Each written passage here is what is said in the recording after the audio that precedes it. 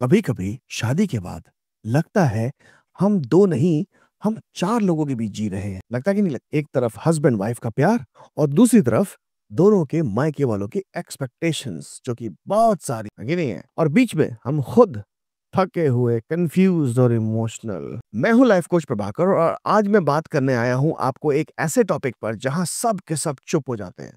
Husband और wife के मायके वालों के बीच के रिश्ते को कैसे हील करें, ये क्वेश्चन मुझे बहुत दिनों से बहुत सारे लोग मेरे चैट बॉक्स में पूछ रहे थे मुझसे। मैंने कहा चलो कोई बात नहीं, इस पे थोड़ी रिसर्च की जाए कि हम कैसे इसको सही कर सकते। ये वीडियो मैंने आपकी सुविधा के लिए 8 पार्ट में डिवाइड किया है ताकि आप हर एक पार्ट को ढंग से समझ सकें, सीख सकें। और इसमें एक मेडिटेशन भी इंक्लूडेड है। इसकी अगर डिटेल्ड में मेडिटेशन करनी है, सब कुछ करना है, तो मेरे को व्हाट्सएप पे कनेक्ट करो और मैं आपको एक कस्टमाइज मेडिटेशन आपको मैं सेंड करूंगा। तो बिना किसी तरीके शुरू करते हैं section number 1, which is the silent pain. कभी आपने नोटिस किया है कि प्रॉब्लम सिर्फ किसने क्या कहा से नहीं होती है, वो दर्द हमेशा इस बात का होता है कि जिसने कहा वो एक्चुअल में अपना था। एक तरफ वाइफ सोचती है कि मैं उनके लिए इतना करती हूँ फिर भी मुझे कभी एक्सेप्ट नहीं किया जाता। दूसरी तरफ हस्बैंड सोचता है कि मैं दोनों तरफ फंस के रह गया हूँ, मैं किसकी सुनूं। और पेरेंट्स भी खुश नहीं,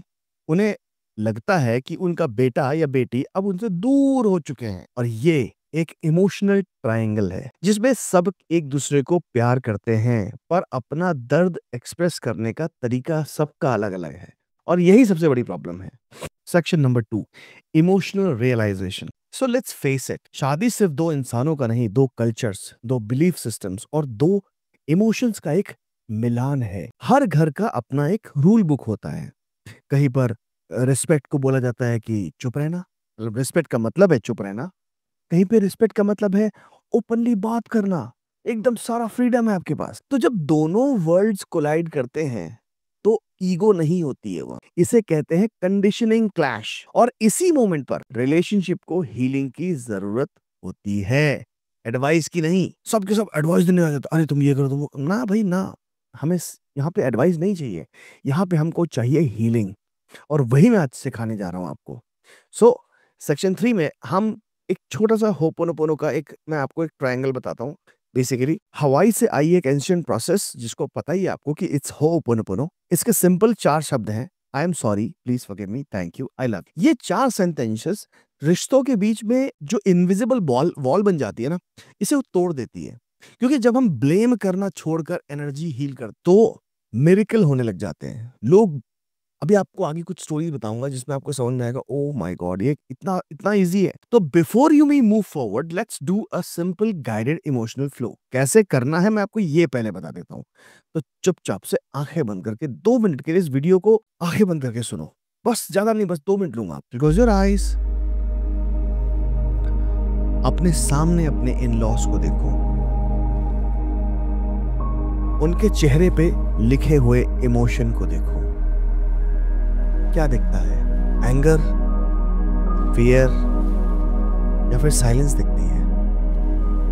अब अपने राइट हैंड को अपने हार्ट पे रखो और दिल से बोलो, I am sorry for the hurt we both carry.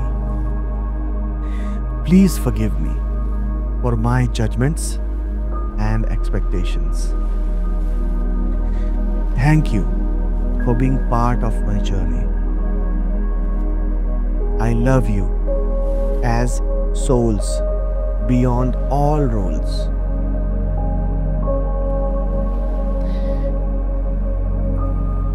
अब आंखें बंद करते हुए उन्हें लाइट में डिसॉल्व होता इमेजिन करो। अब वहां पे सिर्फ शांति और प्यार बचा है। अब आंखें खोल लीजिए। ये प्रैक्टिस आपको हर रोज 5 मिनट करनी है। इससे होगा क्या? इससे आपकी एनर्जी शिफ्ट होती दिखेगी, पहले आपके अंदर और फिर आपको उनके अंदर दिखेगी। और ये गारंटी के साथ कह रहा हूं क्योंकि इसको मैंने 100 से ज्यादा बार ट्राई किया और 100 से ज्यादा मेरे पास सक्सेस स्टोरीज हैं। मेरे सारे के सारे क्लाइंट्स पेड होते हैं, उनकी सक्सेस स्टोरी को मैं नहीं डाल सकता, इसलिए मैं आपको सिर्फ कहानी के माध्यम से सुनाता हूँ। जिस दिन मेरे कोई क्लाइंट बोलेंगे कि मेरी सक्सेस स्टोरी डाल दो, मैं डाल दूंगा। अब आपको मैं एक छोटी सी इमोशनल स्टोरी सुनाता हूँ। एक मेरी क्लाइंट थी, उनका नाम था श्वेता।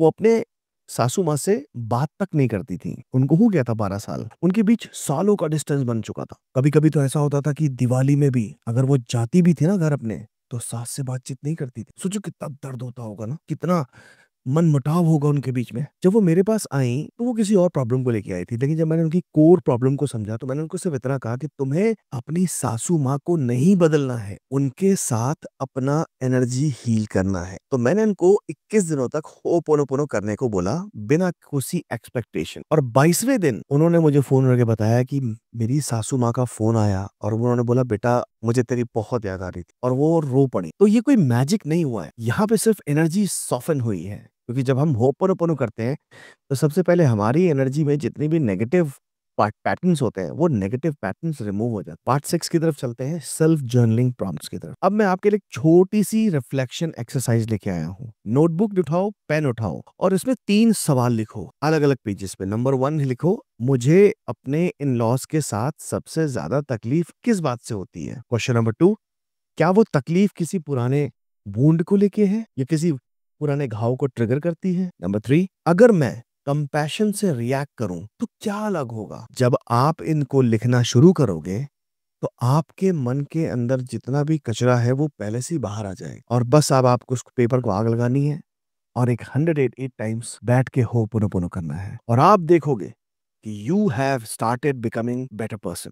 क्योंकि जर्नलिंग लिखना ही एक साइलेंट थेरेपी है। अब एक रिचुअल और नोट कर लो, रात को एक ब्लैंक पेपर लेना है आपको। ये 7वां सेक्शन है वैसे। रात को एक ब्लैंक पेपर लो, जो भी नेगेटिव फीलिंग्स आ रही हैं, जो भी, उन सबको लिख डालो। किसी के लिए भी आ रही हो, चाहे वो इन-लॉज़ हो, चाहे स्पाउस हो, चाहे वो खुद के लिए क्यों ना हो, चाहे वो सिस्टर इन लॉ के लिए क्यों ना हो।